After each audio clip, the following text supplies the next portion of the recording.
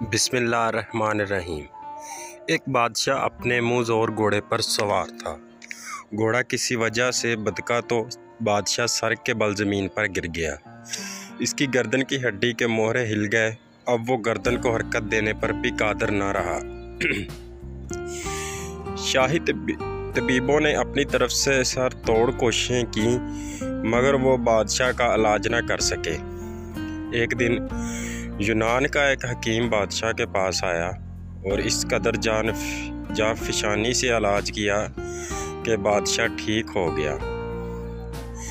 علاج کے بعد وہ حکیم اپنے وطن واپس لوٹ گیا۔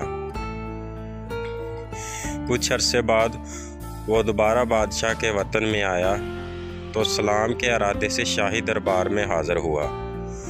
اب لازم تھا کہ بادشاہ از روئے قدردانی اس حکیم سے مروت اور مہربانی کا برتاؤ کرتا، لیکن بادشاہ ایسے بن گیا جیسے اس حکیم کو جانتا ہی نہ ہو۔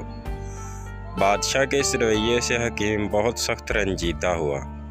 یونانی حکیم بادشاہ کے دربار سے باہر آیا تو اس نے ایک غلام کو پاس بلا کر کہا، میں تمہیں کچھ بیج دیتا ہوں، انہیں بادشاہ کی خدمت میں پیش کرنا اور کہنا کہ یونانی حکیم نے دیے ہیں۔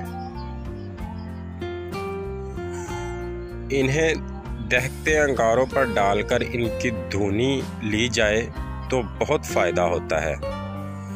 غلام نے وہ بیج بادشاہ کو پیش کر دیے اور ساتھ میں ان کے فوائد سے بھی آگاہ کیا۔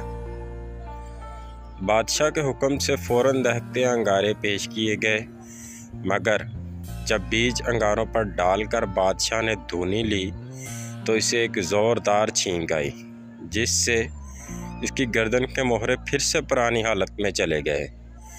بادشاہ بہت چیخا، چلایا، سپاہی دوڑائے کہ حکیم کو گرفتار کر کے لاؤ۔ باوجود بہت تلاش و بسیار کے اس حکیم کا کچھ پتہ نہ چلا۔ ساری عمر بادشاہ نے ایسے ہی گزار دی۔ شیخ سعدی رحمۃ اللہ علیہ فرماتے ہیں کہ ہمیشہ محسن کو بلائی کے ساتھ یاد رکھنا چاہیے۔ احسان فراموش شخص کمینہ ہوتا ہے اور فرمان خداوندی ہے کہ کمینہ شخص بلائی نہیں پا سکتا۔